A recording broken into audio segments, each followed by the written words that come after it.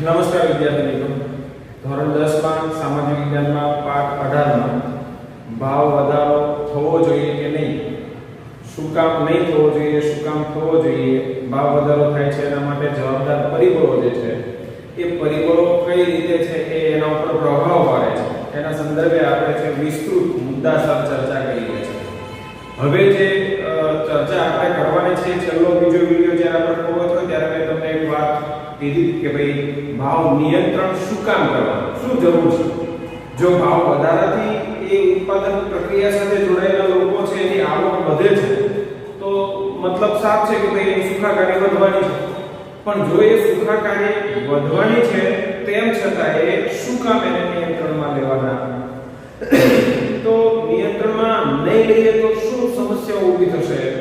મેં તમને તમારી રીતે વિચારવાનું કીધું, તમારી જે ક્ષમતાઓ છે એના આધારે એને સમજવાનો પ્રયત્ન કરવાનો. પણ હવે આપણે છે ટેક્સના આધારે એને સમજવાનો પ્રયત્ન કરીએ. સાથે તમે છે શું વિચાર કરતા એ પણ સાથે જોડતા રહેવાનું, એટલે થોડું વધારે સરળ બનશે. 3 માર્કમાં છે આ પ્રશ્ન પૂછાઈ શકે એવા પ્રકારનો છે. તો પહેલી વાત તો એ કે જો ભાવ વધારો થયા કરે, ઊંચા દરે થયા કરે તો નાણું જે છે નાણાંનું અવમૂલ્યન થવાનું, મતલબ એની જે કિંમત છે એ કિંમત છે એ ઘટતી જવાની. એટલે વસ્તુ છે એ વધારે મોંઘી થશે, વધારે રૂપિયા ખર્ચવા છતાં એ વસ્તુ ન મળે અથવા તો અલ્પ પ્રમાણમાં મળે એવા પ્રકારની જે પરિસ્થિતિ સામે આવશે ત્યારે એ પરિસ્થિતિને નિવારવા માટે થઈને અને આપણે છે યોગ્ય પરિસ્થિતિ જળવાય, આર્થિક વિકાસની જે ગતિ છે, ટકાવારી છે એ યોગ્ય રીતે જળવાઈ રહે એટલા માટે થઈને પ્રયત્નો કરવાના છે. એમાં સૌથી પહેલા આપણે જોઈએ તો પહેલી વાત તો એ કે ભાવ વધારો થાય છે એટલે એ પ્રક્રિયા સાથે જોડાયેલા લોકોની આવકમાં વધારો થાય છે. મતલબ એક કોઈ ઉત્પાદન છે તો એમાં ભાવ વધ્યો છે તો એમાં જે કામ કરનારા લોકો છે એ આવક વધશે. એ જ પ્રકારે કોઈ એક વસ્તુનો જ ભાવ નથી વધતો, ઘણી બધી વસ્તુઓના ભાવ વધે છે ત્યારે ઉત્પાદન પ્રક્રિયા સાથે જોડાયેલા લોકો જે છે એ બધાનો ભાવ વધે છે, ટૂંકમાં આવક વધે છે. હવે બરાબર એને સમજવાનું છે કે સરેરાશ બધામાં ભાવ વધારો થાય છે, સરેરાશ બધાની આવક વધે છે.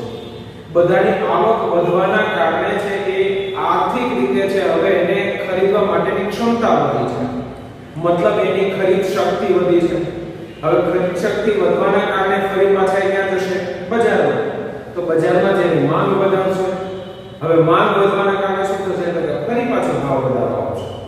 ફરી પાછું એને બરાબર સમજી લો, ઉત્પાદિત જે વસ્તુ છે એનો ભાવ વધે છે એટલે બજારમાં સરેરાશ ભાવ વધે છે, તો એની પ્રક્રિયા સાથે જોડાયેલા એની આવક વધે છે. આવક વધે છે તો ખરીદ શક્તિ વધે છે, ખરીદ શક્તિ વધે છે તો એ બજારમાં માંગ ઊભી કરે છે, માંગ ઊભી કરે છે ફરી પાછો ભાવ વધે છે. એટલે એક વિષ ચક્ર એમ સતત ચાલ્યા જ કરે છે. પ્રોબ્લેમ ક્યાં થાય છે કે જ્યાં આ રીતે જોડાયેલા લોકો અથવા તો આર્થિક રીતે પરવડે એવા પ્રકારની આર્થિક સદ્ધરતા ધરાવતા લોકો છે, એના સિવાયના જે લોકો છે એ લોકોને આ પરિસ્થિતિ સાથે જોડાઈ નહીં શકવાના કારણે એ વસ્તુના અભાવમાં જીવવું પડે છે અથવા તો એની પરિસ્થિતિ વધારે ખરાબ થાય છે અને એના કારણે જે મુશ્કેલીઓ છે વધતી હોય છે અને જીવવાનું એક દુષ્કર બનતું જતું હોય છે. એટલા માટે ભાવ વધારો જો સતત વધ્યા કરે તો જેની આવક પણ વધવાની છે, બહુ ચિંતા નહીં, પણ જેની આવક પ્રમાણમાં એટલી નથી વધતી એના માટે મુશ્કેલી સર્જાય છે. એ મુશ્કેલીઓ છેલ્લે ક્યાં આપણને છે નડે છે સમાજને એ પણ આપણે છેલ્લે જોઈશું. બીજું, ભાવ વધારાથી એક બચત થતી નથી. માની લો કે કોઈ એક વસ્તુ તમે લો છો તો પહેલા 100 રૂપિયા મળતી હતી, હવે 125 રૂપિયા, તો ઘરમાં તો ઘણી બધી વસ્તુ જોશે તો એ બધી વસ્તુ ઉપર સરેરાશ તમારો છે 2000 રૂપિયાનો ખર્ચ મહિનાનો વધી ગયો. તમારી પાસે મહિનાનું છે એ ખર્ચ બાદ કરતા 2000 બચત હતી. એના બદલે શું થયું કે 2000 ખર્ચ વધી ગયો એટલે બચત થઈ ગઈ 0. હવે એના કારણે છે તમે બીજી કોઈ જગ્યાએ રૂપિયાને કામે નહીં લગાડી શકો. જો વ્યક્તિગત મતલબ પરિવાર દીઠ જો આ સ્થિતિ હોય તો સરેરાશ શું થાય છે તો કે રાષ્ટ્ર કક્ષાએ યાદ થાય છે. સરકાર પાસે જે બચત જે વધવી જોઈએ એ આ આર્થિક અસંતુલનને સરભર કરવા માટે તેને ખર્ચાઈ રહી છે અને એના કારણે છે કોઈ નવા મૂડીના જે એકમો ઊભા કરવા જોઈએ. વ્યક્તિગત પણ નથી થતા, કોઈ કંપનીનો માલિક છે, કોઈ એવો ઉત્પાદક એકમનો માલિક છે, એની પાસે જો નફાનું પ્રમાણ વધશે અને સરેરાશ એની આવક વધે છે તો એ બીજું મૂડીનું સર્જન કરશે, મતલબ બીજું કારખાનું ચાલુ કરશે. પણ એની જે આવક વધી છે એ આવક વધવાના બદલે હવે ભાવ વધારવામાં એને ખર્ચ કરી નાખવો પડે છે. પછી કાચી વસ્તુ લાવવા માટે હોય, પગારદાર જે છે લોકોનો પગાર વધારવા સ્વરૂપે હોય, પોતાની જરૂરિયાતને સંતોષવા હોય, તો એ નવું કારખાનું કે નવું કોઈ એકમ ચાલુ નહીં કરે એટલે મૂડીનું સર્જન બંધ થઈ જશે. લોકોની આવક જે છે એ સરભર પેલામાં ખર્ચમાં થઈ જશે. એ જ રીતે કોઈ પરિવારનો થશે, એ જ રીતે સરકારનો થશે. એટલે નવા એકમો શરૂ નથી થતા, મતલબ મૂડીનું સર્જન નથી થતું. અને એના કારણે નવી એક સમસ્યાઓ, પછી બેરોજગારી છે, ગરીબી છે, આ બધી સમસ્યાઓ આપણી સમક્ષ છે આવતી હોય છે. એટલે માત્ર ભાવ વધે છે એ ભાવ વધારા પૂરતી સમસ્યા નથી, આ બધી સમસ્યાઓનું પણ સર્જન છે કરતું હોય છે અને ધંધા ઉદ્યોગ જે છે એ બધું ભાગી જતું હોય છે. બીજી એક પરિસ્થિતિ એ થાય છે કે વિદેશમાંથી જે કંપનીઓ કે કોઈ ઉત્પાદિત એકમો છે એ આપણા દેશમાં આવવા માટે તૈયાર હોય તો જો સતત આ અસંતુલન સર્જાય, કારણ કે એ તો વિદેશી કંપની છે, એને ભારતના ચલણમાં જ કામ નથી કરવાનું અને કોઈ પણ આંતરરાષ્ટ્રીય કંપની છે બધાને પ્રોબ્લેમ થવાનો છે. તો અહીંયા છે ડોલરની કમ્પેરમાં રૂપિયો જેટલો નફો થશે તો અહીંયા વધારે નફો મેળવશે તો ત્યાં તો એનું એ જ થશે. અને જો તમારું આંતરરાષ્ટ્રીય કક્ષાએ બરાબર મૂલ્ય રૂપિયાનું જળવાય અને એમાં વધઘટ બહુ મોટી ન થાય, ફુગાવાનો દર બહુ નીચો હોય અથવા તો હોય નહીં, તો છે બીજી કંપનીઓ, વિદેશી કંપનીઓ અહીં આવશે. અને એનો અહીંયા આવવા દેવા પાછળના આગળના પાઠમાં આપણે સમજી ગયા છે કે ઉત્પાદિત એકમ અહીંયા શરૂ થશે. તો બહારથી વસ્તુ લાવી એના માટે આપણે ત્યાં જો તૈયાર થતી હોય તો સસ્તી મળશે. બીજા નંબરમાં એકમ ચલાવવા માટે જે લોકોની જરૂરિયાત પડવાની છે, મૂડીનું સર્જન થવાના કારણે તો ત્યાં આપણે રોજગારી મળે છે. અને બીજો પડતો આપણને એ પડે છે કે બહારની વિદેશી કંપનીઓ છે આ રીતે અહીંયા આવવાનું ઓછું કરશે અને એના કારણે છે એ વિદેશી હુંડિયામણની જે સમસ્યા છે એ વધારે ઘેરી બનશે. આયાત નિકાસના પણ પ્રશ્નો ઊભા થશે અને સંભવ છે કે જ્યારે ઘણી વખત તો એવું બને કે આપણે જે અહીંયા ઉત્પાદિત થતી ચીજ વસ્તુઓ છે એ ઉત્પાદિત થતી ચીજ વસ્તુ જો ઉત્પાદન કરીએ ત્યારે મોંઘી થતી હોય અને આયાતી વસ્તુ આપણને સસ્તી પડતી હોય તો સ્વાભાવિક છે કે આપણે છે એ ઉત્પાદન કરવા બદલે આયાત કરશું. દાખલા તરીકે ઉત્તમ પ્રકારના કાગળો બનાવવા માટેનું જે લાકડું છે ને હિમાલયના કેટલાક પ્રદેશોમાંથી આપણને મળે છે, પણ ત્યાંથી ઉતારીને અહીંયા કાગળ બનાવવાનો ખર્ચ છે ખૂબ વધી જાય, જેના કરતાં વિદેશથી લાવેલો કાગળ આપણને સસ્તો પડે છે તો આપણે એને આયાત કરીએ. તો કહેવાનો મતલબ એ છે કે ત્યારે તમે છે કે તમારી પાસે છે છતાંય તમે છે એ વિદેશથી લાવો છો ત્યારે તમારી પાસે જે જમા પૂંજી છે વિદેશી હુંડિયામણના સ્વરૂપમાં એ ખર્ચ થાય છે અને ખર્ચ થાય ત્યારે ફરી પાછા દેશને વિદેશી હુંડિયામણની કટોકટી સર્જે છે. એટલે ટૂંકમાં માત્ર એક આ બાબત નહીં પણ આંતરરાષ્ટ્રીય વ્યાપારથી લઈને આંતરરાષ્ટ્રીય કંપનીઓથી લઈને બીજા એવા કેટલાક ઉત્પાદનો છે એ ઘણી બધી મુશ્કેલીઓ આપણને છે એમાં અનુભવાય છે અને પરિસ્થિતિ છે વિકટ આપણા માટે બનતી હોય છે.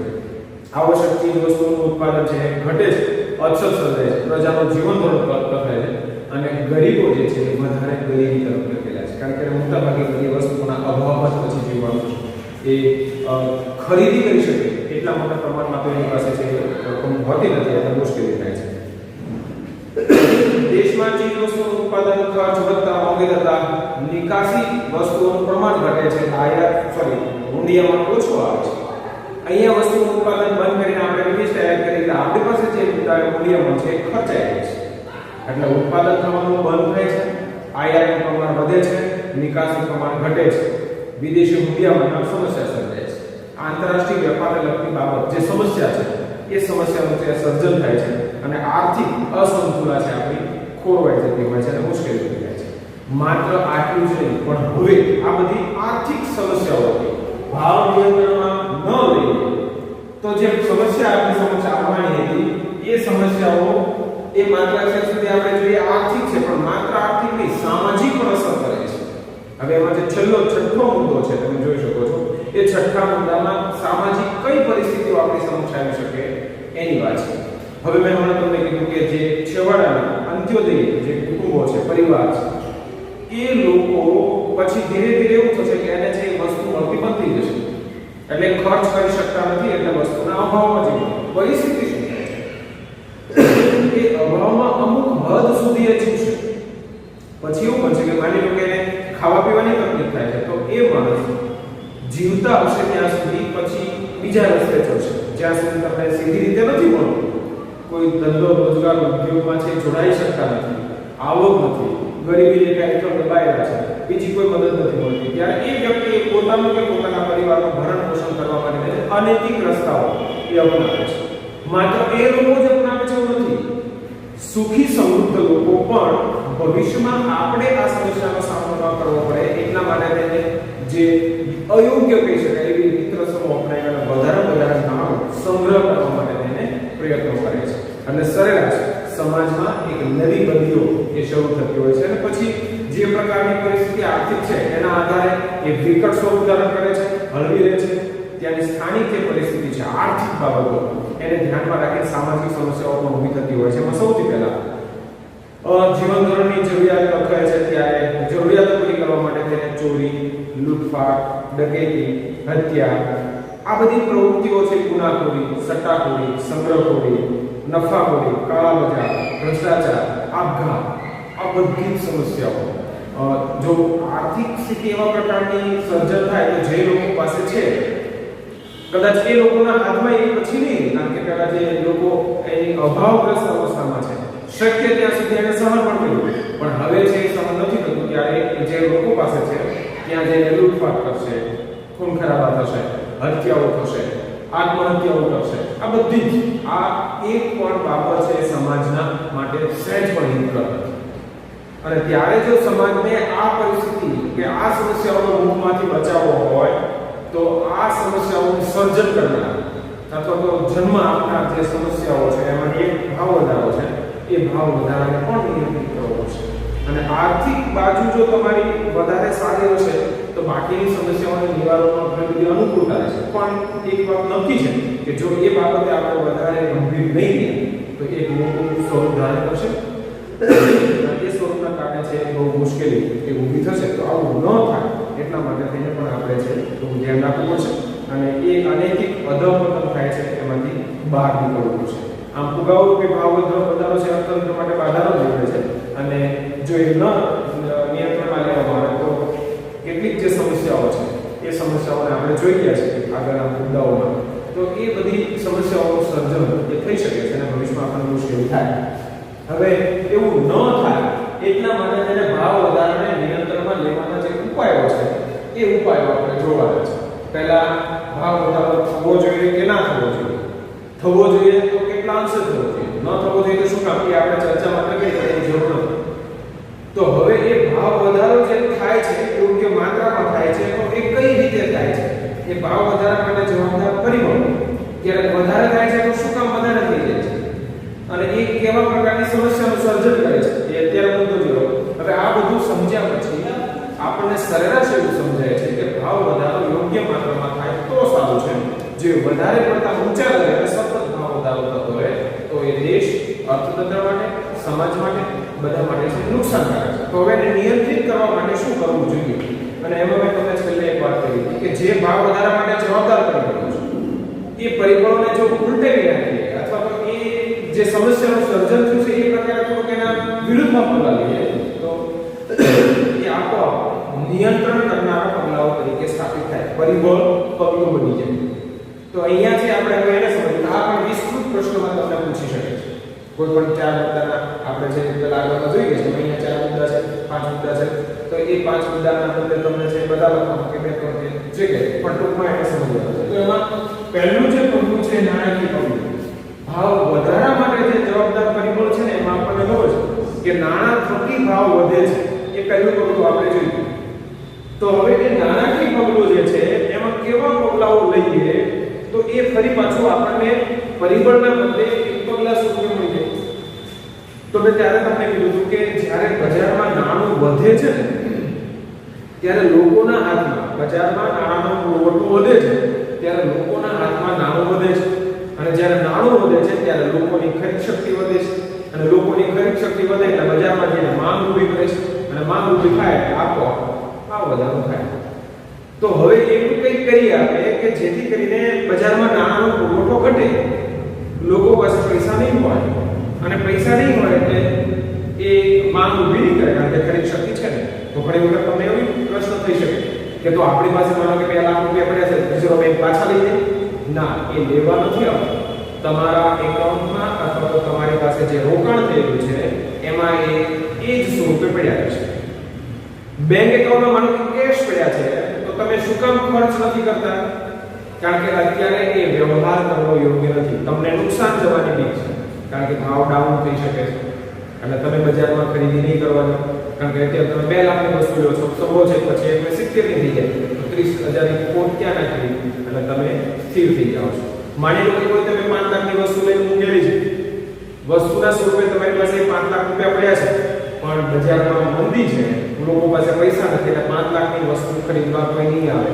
એટલે તમારી 5 લાખની વસ્તુ પડી જ છે, તમારે એને વેચી જ દેવાની, 5 લાખ છૂટા જ થવાના, પણ ગ્રાહક મળતો નથી. શું કામ નથી મળતો? તો કે જે ગ્રાહક ઈચ્છા ધરાવે છે કે આ વસ્તુ મારે ખરીદવી, એની પાસે અત્યારે પૈસા નથી. તો હવે આ પૈસા ગયા ક્યાં? તમારી પાસે બેંકમાં 2 લાખ રૂપિયા પડ્યા છે, પણ તમે ખરીદવા નથી માંગતા કારણ કે નુકસાન જવાનો ડર છે. 5 લાખનું મશીન તમારી પાસે પડ્યું છે, વેચો એટલે 5 લાખ કેશ પડ્યા છે, પણ પૈસા છૂટા નથી થતા. શું કામ? તો કે ત્યાં કોઈ ગ્રાહક નથી. ગ્રાહક નથી શું કામ? તો કે તમારે જે એ પણ ત્યાં મુશ્કેલીમાં છે, નાણું નથી. તો આ નાણું ગયું ક્યાં? તો મેં તમને શરૂઆતમાં કીધું હતું કે જ્યારે સરકાર કોઈ યોજના મૂકે છે ત્યારે રિઝર્વ બેંક પાસેથી નાણું ઉછીનું લે છે, અને એ રિઝર્વ બેંક નાણું જ્યારે સરકાર કોઈ યોજના કરે બજારમાં મૂકે છે ત્યારે લોકોના હાથમાં આવે છે, અને ભરતું ટેક્સના સ્વરૂપે ફરી પાછું સરકાર પાસે જશે અને સરકાર રિઝર્વ બેંકમાં જમા કરાવશે. જો આ પ્રકારે પ્રક્રિયા નહીં થાય તો સતત રિઝર્વ બેંક નાણું છાપા કરશે, સરકાર સતત બજારમાં નાણું પાછા કરશે, તો બનશે એવું કે જે નાણાંનું મૂલ્ય છે એ ઝડપથી ઘટશે અને ફુગાવો દર ઊંચો થશે. એટલે બજારમાં નાણાંની મર્યાદા જાળવી રાખવાની છે. એટલે હવે જ્યારે આવું થાય ને, ભાવ વધવા માંડે, એટલે બેંક શું કરે? તો કે જે એ લોન આપે છે, માની લો કે આપણે પહેલા વિડિયોમાં જોઈએ કે માનો કે 20 લાખની લોન લે છે, એટલે માણસ મકાન ખરીદવા ગયો, મકાન ખરીદ્યું એટલે એની સાથે જોડાયેલા લોખંડવાળા, સિમેન્ટવાળા, કડિયા, મજૂર, એન્જિનિયર, આ બધાની આવક છે. હવે એને લોન શું કામ લીધી? તો કે અત્યારે 7.5% નો દર છે, એટલે અત્યારે લોન સસ્તી પડે તો અત્યારે લઈ લે. એટલે લોનની ડિમાન્ડ બજારમાં ઊભી થઈ. તો બેંક છે માનો કે 700 કરોડ રૂપિયા લોન પેટે ચૂકવે છે, બજારમાં કેટલા રૂપિયા મળતા થયા? 700 કરોડ. અને 700 કરોડ અલગ અલગ વ્યક્તિઓ પાસે હશે, તે બધા જ વ્યક્તિ બજારમાંથી માંગ ઊભી કરશે, અને માંગ ઊભી કરે છે એટલે ભાવ વધે છે. હવે એના વિરુદ્ધમાં જો સરકાર રિઝર્વ બેંક અત્યારે 7.5% વ્યાજ દર ધરાવે છે, એના બદલે એ 9.5% વ્યાજ કરી નાખે છે. સમજી લો 9.5% કરે છે તો 7.5% ના 2% વધી ગયા, અને સરેરાશ માનો કે 20,000 નો હપ્તો હતો એ હવે 23,000 કે 24,000 માં ભરવાનો થાય. તો આ જે હપ્તો છે એ 3 થી 4,000 રૂપિયા મહિને વધે છે. એટલે જે ગ્રાહક છે એ અત્યારે લોન લેવાનું માંડી છે, અત્યારે લોન લેવાની મોંઘી છે. એટલે ઓલા જે 20 લાખ રૂપિયા છે એ લેવાનો હતો, 50 લાખ લેવાનો હતો, એ બજારમાં હવે નહીં આવે. માની લો કે સંભવ છે તો 700 કરોડ રૂપિયા બજારમાં ગયા હતા, એના બદલે આ વખતે 150 કરોડ બજારમાં જશે. તમે લાંબા પહેલામાં છે વિચારશો તો ખ્યાલ આવશે. 150 કરોડ જ ગયા છે, તો 150 કરોડમાં 700 કરોડના પ્રમાણમાં ઓછા લોકો પાસે રૂપિયા થશે, બજારમાં ઓછી ડિમાન્ડ જશે, એટલે ધીમે ધીમે ભાવ વધારો કંટ્રોલમાં આવશે. હવે તમે બરાબર સમજી ગયા છો કે રૂપિયો બેંક દ્વારા કઈ રીતે આવે છે? વ્યાજ દર વધારે છે, બજારમાં રૂપિયો ઓછો થશે, વ્યાજ દર ઘટાડે છે તો વધારે થશે. એટલે ભાવ નિયંત્રણ કરવા માટે થઈને બેંક છે એ એના ઉપરનો જે વ્યાજ દર છે એ વધઘટ કરે છે, અને પછીનું જે ચલણ આવે છે વધારે હોય તો પોતાની પાસે સાચવી રાખે છે, મૂકી રાખે છે, અને નવી કોઈ વ્યાજ દરમાં છે ફેરફાર કરતા નથી, જેથી કરીને બજારમાં માંગ સ્થિર રહે અથવા તો ઘટાડવી છે તો વ્યાજ દર વધારે છે, માંગ બજારમાં છે નહીં તો વ્યાજ દર ઘટાડશે, જેથી કરીને લોકો લોન લે અને લોકોના બજારમાં છે પૈસા વહેતા થાય. આ પ્રકારે છે એક બહુ મોટું એક કામ થતું હોય છે. બીજી એક ફાયદો એ થતો હોય છે, માની લો કે વ્યાજ દર વધી ગયા છે, બજારમાં ભાવ વધી ગયા છે, તો બેંક શું કરશે? વ્યાજ દરમાં વધારો કરે છે. વ્યાજ દરમાં વધારો કરવાના કારણે શું થાય છે? લોકો લોન લેવાનું બંધ કરશે. અને બીજો એક ફાયદો એ થાય છે, બજારમાં નાણું જતું નથી. બીજો એક ફાયદો એ થાય છે કે લોકો પાસે જે રૂપિયા છે એ વ્યાજ દર વધવાના કારણે એ બીજી કોઈ સટ્ટાકીય પ્રવૃત્તિમાં રોકાવાના બદલે, વસ્તુઓ ખરીદવાના બદલે એક બચતના સ્વરૂપે, ડિપોઝિટ સ્વરૂપે કંઈક જમા કરશે. એ બેંકમાં મૂકે, એફડી કરે, બીજું જે કંઈ કરે, તો એ રકમ છે એ જમા થશે, કારણ કે એને હવે એમાં રસ પડશે. શું કામ તો કે 7.5% જ્યારે વ્યાજદર હતો ત્યારે લોકોને એવું હતું કે આના કરતાં વધારે મને વળતર અહીંયા મળશે અને બેંકમાંથી ઉપાડીને ત્યાં મૂકતા હતા, બજારમાં રૂપિયો ખોટો થઈ ગયો. હવે એ લોકો શું કરશે તો કે બજારમાં જે રૂપિયો ફરે છે એ ભેગો કરીને અહીંયા વ્યાજદર ઊંચો છે ત્યાં વળતર મળવાનું એના કરતાં અહીંયા વધારે મળવાનું છે એટલે એ વ્યાજદર મેળવવા માટે થઈને ઊંચો વ્યાજદર મેળવવા માટે ફરી પાછું બેંકમાં જમા કરાશે અને જગ્યાએ એગ્રી કરશે એટલે એની બચત થશે. સરેરાશ આ બચત સરકાર છે બીજી કોઈ જગ્યાએ કામે લગાડી શકે, એકમો ઊભા કરી શકે, એના કારણે છે લોકોને એક રોજગારી નવું સોપાન મળશે, રોજગારી મળશે એટલે બીજા પણ કેટલાક ફાયદાઓ થશે. એટલે જ્યારે જ્યારે આવું બને છે ત્યારે એ વ્યાજદર વધારે છે જેથી કરીને લોકોને ત્યાં પ્રોત્સાહન રૂપે છે કે બચત કરવાની એક વૃત્તિ પણ એ વધતી હોય છે. બજારમાં નાનો ફરક ઓછો કે એની જગ્યાએ છે આવતી હોય ત્યારે એ પરિસ્થિતિ ઊભી થાય. એક બાજુ લોન લેવાનું બંધ થશે, લોકો રૂપિયા છે ફરી પાછા ત્યાં મૂકવાનું ચાલુ કરશે એટલે બજારમાં જે નાણું ફરે છે એ ધીમે ધીમે કોઈ જગ્યાએ સંગ્રહિત થઈ જશે એટલે બજારમાં નાણાંનો પુરવઠો ઘટી જશે. તમારી પાસે મૂડીના સ્વરૂપે કદાચ હોય છે પણ ચલણના સ્વરૂપે નહીં હોય એટલે ખર્ચ નહીં કરી શકો તો તે સમયગાળા પૂરતી છે માંગ ઘટે છે, માંગ ઘટે છે એટલે ભાવ ઘટે છે, વળી પાછું ભાવ સ્થિર થાય છે ત્યારે વળી પાછી જરૂર પડે ત્યારે રિઝર્વ બેંક એ વ્યાજ દરનો ઉપયોગ કરતી હોય અને રિઝર્વ બેંક નક્કી કરે છે પછી એના આધારે બીજી જે બધી બેંકો છે એને પણ એની સાથે તાલ મિલાવવો પડે અને પછી એના ઉપર નિયંત્રણ થતી હોય છે. ખુલ્લા બજારમાં સરકારી જમીનનું વેચાણ પણ કરીને બેંકો છે રોકડમાં રૂપાંતર છે ઘટાડો કરતી હોય છે, લોકોના હાથમાં નાણાંનો પુરવઠો એનકેલ પ્રકાર આ બધા પગલાઓ થકી ઘટતો હોય છે અને ખરીદ શક્તિ ઘટે છે, માંગ ઘટે છે અને સરેરાશ એક ભાવનો અંકુશ આવતો હોય છે. તો આ પહેલું પરિબળ થોડુંક વધારે સમજવું પડે અઘરું પડે પણ આપણે એને વિસ્તૃત રીતે સમજ્યા છે, ઉદાહરણ સહિત સમજ્યા છે એટલે મને લાગે છે કે હવે બરાબર સમજાઈ ગયું છે. ન સમજાયું હોય તો હજી એક વખત એ મુદ્દો બરાબર વાંચી લો, સમજો, ફરી પાછો વિડીયો જુઓ, ફરી પાછો વાંચો. બહુ મજા આવે આ પ્રકારનો મુદ્દો છે, સમજો. એક વખત સમજી જશો તો પછી તમને એમાં વધારે રસ પડશે. બીજું છે રાજકોષી પગલાં. એટલે આ રાજકોષી જે પગલાં છે એ રાજકોષ એટલે સરકારની તિજોરી. ટૂંકમાં એવું તમે સમજો કે રૂપિયો ક્યાં જશે અને ક્યાંથી આવશે અથવા તો ક્યાંથી આવશે અને ક્યાં જશે એને લગતી જે બાબત છે એને રાજકોષ કહેવાય. હવે રિઝર્વ બેંક છે વ્યાજ દરમાં વધઘટ કરશે, એની સાથે સરકારે પણ કદમ મિલાવવાના છે. સરકાર એવી કેટલીક બાબતોના પગલાં ઉભરશે કે જેના કારણે એ લોકોના હાથમાં ચલણ જે છે ખરીદની ક્ષમતા જે છે એ પ્રમાણમાં ઘટે અને એ ઘટશે તો આપણા બજારમાં ભાવ ઘટશે કારણ કે માંગ ઘટી ગઈ તો ભાવ ઘટવાનો છે. તો આ પ્રકારની જે પરિસ્થિતિ છે એને આપણે અહીંયા જોવાની છે. એમાં ખાસ કરીને રાજકોષી નીતિ એટલે સરકારની જાહેર આવક, ખવાચંગની નીતિ, કરવેરા વિશે અને જાહેર ગૃહ નીતિ. હવે આ બધામાં છે એ સરકાર પોતાના ખર્ચમાં શક્ય હોય ત્યાં સુધી ઘટાડો કરે છે. યાદ રાખો કે સરકાર કેવો ખર્ચ કરે છે. દાખલા તરીકે કોઈ યોજના અમલમાં મૂકે છે. ચલો વનબંધુ કલ્યાણ યોજના છે. હવે વનબંધુ કલ્યાણ યોજનામાં માનો કે એને 1000 કરોડ રૂપિયા ખર્ચ કરવાનું નક્કી કર્યું સરકાર. તો 1000 કરોડ રૂપિયા સરકાર થ્રુ એ જે એના લાભાન્વિત લોકો છે મતલબ જે ખરેખર લાભ થવાનો છે એ જ વ્યક્તિ નહીં. માનો કે એને 2 લાખ રૂપિયા સરકાર આપે તો એને તો 2 લાખનું કામ થવાનું પણ એ કામ કરવા પાછળ કોઈ ટ્રેક્ટર લઈને આવે છે, કોઈ કડિયા કામ કરવા આવે છે, કોઈ મજૂર છે તો આ બધા જે છે એની પણ આવક વધવાની છે. સરેરાશ 1000 કરોડ રૂપિયા બજારમાં ફરતા થવાના અને લોકોની ખરીદ શક્તિ વધશે.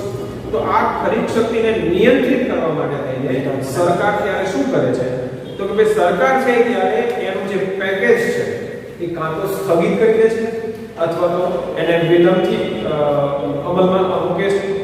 હવે એ સમયગાળામાં કે એને એવું લાગે છે કે બજારમાં ભાવ વધારો થઈ ગયો છે તો અમુક સમય માટે 6 મહિના, 8 મહિના, 10 મહિના, વર્ષ જે જરૂર લાગશે એ લંબાવે છે જેથી કરીને બજારમાં ચલણ જે છે એનો પુરવઠો મર્યાદિત થાય. હવે મર્યાદિત થશે એટલે ફરી પાછું એ સરકાર 200 કરોડ રૂપિયા મૂકશે, વળી સ્થિર થશે બીજા 200 કરોડ મૂકશે, વળી સ્થિર થશે વળી બીજા 200 કરોડ મૂકશે. જો એક સાથે 1000 કરોડ મૂકી દેશે અને એવા જ પ્રકારે બીજા પણ પેકેજ મૂકી દેશે તો સમજો છે બજારમાં નાણાંનો પુરવઠો વધી જશે. એટલે જ્યારે જ્યારે એવું લાગે ત્યારે નિયંત્રિત કરે છે. અને બીજી એક બાબત ઉપર ધ્યાનમાં લેવાનું જો બહુ જરૂરિયાત ન હોય એ યોજનાને સ્થગિત કરે છે અથવા તો કેટલીક એવી યોજના હોય કે સદંતર બંધ કરે છે જેથી કરીને એ જે વસ્તુઓ છે એની પાછળ ખર્ચ થવાનો છે, લોકોના હાથમાં નાણાં જવાના છે. હા, લોકોના હાથમાં નાણાં નહીં જવા દેવાની માનસિકતા એ સરકારની નથી પણ પુરવઠો જે વધી રહ્યો છે એને મર્યાદિત કરવા માટે થઈને અહીંયા છે નિયંત્રિત કરવામાં આવે છે અને અમુક સમય પૂરતું નિયંત્રિત કરવામાં આવે છે. માત્ર આટલું જ નહીં, પણ બીજી રાજકોષી નીતિ એ છે કે જે વસ્તુ મતલબ તૈયાર થાય છે, પેદાશ તૈયાર થાય છે, એના ઉપર ટેક્સ લે છે સરકાર. તો જ્યારે એવું લાગે છે ત્યારે ખાસ કરીને મોજશોખની જે વસ્તુઓ છે એ મોજશોખની વસ્તુ ઉપર સરકાર ઊંચો ટેક્સ લે છે. મોજશોખની વસ્તુઓ ખરીદવાના કોણ? તો કે જે આર્થિક રીતે સક્ષમ લોકો છે તો એ તો ઊંચો ટેક્સ ભરીને ખરીદી શકશે. એટલે એની પાસે જે વધારાની રકમ છે એ વધારાની રકમ વધારે સરકાર પાસે આવે ટેક્સના સ્વરૂપે. અને જે આર્થિક રીતે પછાત અંત્યોદય જે છે, ગરીબી રેખા જીવનારા લોકો છે, એને જે સુવિધા આપવાની છે એમાં સરકાર સબસિડી આપે છે. હવે સબસિડી એટલે શું એ તમે આગળના પાઠમાં સમજી ગયા છો. સબસિડી એટલે જે મૂળ રકમ છે, માનો કે કોઈ 1 લાખની વસ્તુ છે એમાં સરકાર છે 40% સબસિડી આપે છે, તો જે લાભાન્વિત વ્યક્તિ છે એને 60,000 ભરવા, 40,000 સરકાર એને પૈસા ચૂકવશે. તો આ જે 1 લાખ ચૂકવવાના પણ 40,000 એ સરકારના છે, 60,000 છે આ લાભાન્વિત વ્યક્તિના. અને 1 લાખની વસ્તુ એને 60 કમાશે, ઉપલી જે રકમ છે 40,000 રૂપિયા એ સબસિડી ગણાય છે, એ સરકાર. તો સરકારે અહીંયા શું કરે તો કે જે આવી મોજશોખની વસ્તુઓ છે એના પર ઊંચો ટેક્સ નાખે છે. અને ઊંચો ટેક્સ નાખવાના કારણે એની ઉત્પાદન માત્રા ઘટી શકે છે. અને એમાંથી જે આવક થાય છે એ જીવન જરૂરિયાતની ચીજ વસ્તુઓ જે છે એમાં સબસિડી રૂપે આપે છે. દાખલા તરીકે તમે ક્રિકેટ રમો છો તો ક્રિકેટના જે સાધનો છે મોજશોખના વસ્તુ છે, તો એના ઉપર ઊંચો ટેક્સ હોય. તો એ ઊંચો ટેક્સમાંથી જે પૈસા આવે છે એ સરકાર ભેગા કરશે. અને રેશન શોપ ઉપર જે એનો લાભાન્વિત વ્યક્તિ છે ત્યાં વસ્તુ ખરીદવા જાય છે ત્યારે એને 42 રૂપિયાની ખાંડ સંભવ છે કે 25 રૂપિયામાં છે આપણે તો ના જે 17 રૂપિયા છે એ ક્યાંથી આવ્યા તો કે આ ટેક્સના સ્વરૂપે જે આવ્યા છે એ ત્યાં જમા કરાવશે. એને તો ટોટલ રકમ આપવાની છે સરકાર, પણ બાકીના ઉપલા છે એ સરકાર ભોગવશે. તો કહેવાનો મતલબ એ છે કે ટેક્સનું પ્રમાણ વધારે છે અને જીવન જરૂરિયાતની ચીજ વસ્તુઓ છે એમાં સબસિડીનું પ્રમાણ વધારે છે, જેથી કરીને એ વસ્તુનું ઉત્પાદન વધે, બજારમાં એની ખોટ ના સર્જાય. અને ખોટ નહીં સર્જાય તો સ્વાભાવિક છે કે માંગને પહોંચી વળે એટલા પ્રમાણમાં પુરવઠો હોય તો ભાવ નિયંત્રિત કરવાના છે. હા, ઘણી વખત એવું પણ બને કે પુરવઠોનું પ્રમાણ વધી ગયું છે, ભાવ ડાઉન થશે. ખાસ કરીને કૃષિ પેદાશો જે છે એમાં મોટા ભાગે આવું થતું હોય કે જ્યારે સિઝન ન હોય ત્યારે છે એ વસ્તુની અછત હોય, બજારમાં ભાવ ખૂબ ઊંચા હોય. પણ જ્યારે ખેડૂતોનું ઉત્પાદન શરૂ થશે, ડુંગળીના ભાવ ડુંગળી ખેડૂતોના ખેતરમાં નથી ત્યારે 600 રૂપિયા 400 રૂપિયા જઈ શકે, એનાથી વધારે થઈ શકે. પણ ખેડૂતોના ઉત્પાદન આવશે અને એનો જથ્થો છે વધી જશે અને જથ્થો વધવાના કારણે છે માંગ વધશે એટલે ભાવ ડાઉન પણ થશે. તો જ્યારે વધે છે ત્યારે સરકારે એક પ્રકારે એક આવા પગલાઓ ભરી અને તેને નિયંત્રિત કરવાનું કામ કરતા છે. કેટલીક બચતોનું પ્રમાણ છે વધારતા હોય છે. આર્થિક બચત જે છે કેટલીક ફરજિયાત બચત લોકો એમાં છે વધારે એ સંગ્રહિત કરે. ઘણી વખત એવું કે ભાઈ જો તમારે આ લાભ લેવો છે તો આટલા રૂપિયા આમાં જમા કરાવવા પડશે. હા, સરકાર ત્યારે છે એ એના નામે જ જમા કરશે, ભવિષ્યમાં એ જ પાછા એને આપશે, પણ અત્યારે એ જમા કરાવશે એટલે બજારમાં એટલા નાણાંનો પુરવઠો ઓછો થશે અને એ ઓછો થવાના કારણે લોકો પાસે સરેરાશ રકમ ઘટશે. તમને ત્યાં જમા કરાવવાનું કે 1 વર્ષ પછી તમને આટલી વળતર એના મળશે, પણ 1 વર્ષ તમારે એટલા મૂકશો તો આ લાભ મળશે, ફરજિયાત છે. તો આવા કેટલાક છે પગલાં ભરી અને સરકાર એ જે વસ્તુ છે પેદાશ છે એને નિયંત્રિત કરવાના પ્રયત્નો છે કરતા હોય છે અને એ રીતે બધું ચાલુ હોય છે. હવે મૂડી રોકાણ ઉપર જે અંકુશ એ પણ જરૂરી છે. બિનજરૂરી અને મોસમની વસ્તુ પાછળ જે મૂડી રોકાણ થાય છે તે માટે લાયસન્સ કે પરવાના પદ્ધતિ અને ઊંચો ટેક્સ એમાં છે નાખવામાં આવે જેથી કરીને એવા પ્રકારની વસ્તુનું ઉત્પાદન ઘટે અને એ વસ્તુનું ઉત્પાદન જે ઉત્પાદન થાય છે એની પાછળ જે મૂડી રોકાણ થાય છે, નાણાંનું રોકાણ થાય છે, એના બદલે અન્ય જે જીવન જરૂરિયાતની ચીજ વસ્તુઓ છે એ જીવન જરૂરિયાતની ચીજ વસ્તુઓના ઉત્પાદન પાછળ એનું રોકાણ થાય જેથી કરીને જે જીવન જરૂરિયાતની ચીજ વસ્તુનો પુરવઠો બજારમાં ઓછો હોય છે અથવા તો નિયંત્રિત છે એના કારણે ભાવ વધે છે. તો એ ભાવ ન વધે એટલા માટે જીવન જરૂરિયાતની ચીજ વસ્તુઓનું ઉત્પાદન લોકો વધારે એટલા માટે તેને ત્યાં એને અનુકૂળ પરિસ્થિતિનું નિર્માણ કરે છે. જ્યારે મોસમની ચીજ વસ્તુઓ છે એનો ઊંચો ટેક્સ નાખવામાં આવે છે, લાયસન્સની બધી બાબતો એમાં જાળવી રાખવામાં આવે છે જેથી કરીને જરૂરિયાત કરતાં વધારે માત્રામાં ઉત્પાદન ન થાય, કારણ કે નફો વધારે એમાં છે. જો લોકો ત્યાં જ વધારે ઉત્પાદન કરશે તો જીવન જરૂરિયાતની ચીજ વસ્તુઓનું ઉત્પાદન ઓછું થશે, પુરવઠો ઘટશે તો આપોઆપ એ માંગ વધશે એટલે ભાવ વધશે. તો જીવન જરૂરિયાતની ચીજ વસ્તુઓ બરાબર ઉત્પાદન જળવે એટલા માટે એને મુક્ત રીતે ઉત્પાદન થાય, એને સબસિડી છે આપવામાં આવે, એની ઉત્પાદન પ્રક્રિયાને વધારે છૂટછાટ આપવામાં આવે. જ્યારે પહેલામાં છે લાયસન્સ પ્રથા રજૂ કરવામાં આવે મૂકવામાં આવે, એમાં ટેક્સનું પ્રમાણ ઓછું હોય. તો એ બધા વસ્તુઓના ઉત્પાદન ઘટે અને જીવન જરૂરિયાતની ચીજ વસ્તુનું ઉત્પાદન વધે બજારમાં એ સરેરાશ એ ઉત્પાદન પ્રક્રિયા છે એ જળવાય અને એના કારણે છે આપણને એ વધારે ફાયદો થાય.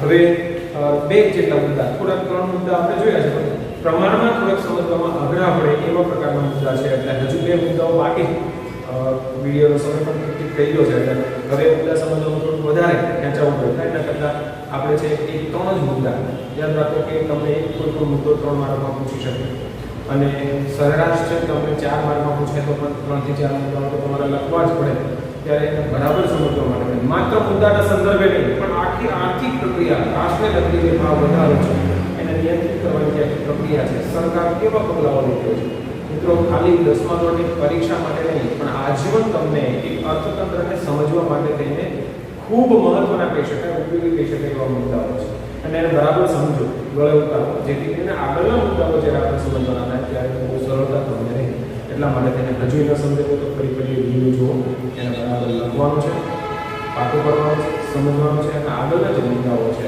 એ મુદ્દાઓને પણ ધ્યાનમાં રાખીને બીજી એક વાત તમને કહ્યું કે 2 મુદ્દાઓ પૂરા થશે ત્યાર પછી ગ્રાહક જાગૃતિના સંદર્ભે આપણે ભણવાના છે. હવે એક ગ્રાહક તરીકે તમે છો જ તમે કોઈ પણ વસ્તુ આજ સુધીમાં કોઈ દુનિયાનો નાગરિક નહીં હોય કે જે ગ્રાહક બન્યો હોય ત્યારે એક ગ્રાહક તરીકે તમે કેવા ગ્રાહક છો માત્ર વિચારી રાખજો. તમે ગ્રાહક તરીકે ન છેતરાવ એટલા માટે શું ધ્યાનમાં રાખો તમે ક્યારે છેતરાયો છો અને એનો તમે પ્રચાર કર્યો છે કે ચૂપચાપ છે એ બધું સહન કરી દીધું છે કોઈને ખબર ના પડે એવું આપણે ચતુર છીએ એવું ટકાવી રાખ્યું છે. જો ખરેખર તમે એક પણ વખતના છેતરાયો હોય તો એ વેમ છે કંઈક તો થયા છે કંઈ નહીં તો તમે કોઈને છેતરા છો બની શકે સંભવ છે કદાચ ન જોયું તમે ખરેખર સજાગ રાખો છો પણ એના સંદર્ભે થોડોક મુદ્દાઓ વાંચવાના વિચારવાના છે. આગળનો વિડીયો તમે જો કર્યો ત્યારે હવે પછીના 2 મુદ્દાઓ અને ગ્રાહક તરીકેની બાબતો છે થોડુંક જોઈને આપણે સમજીને આપણે લખવાનું વિચારવાનું સમજો.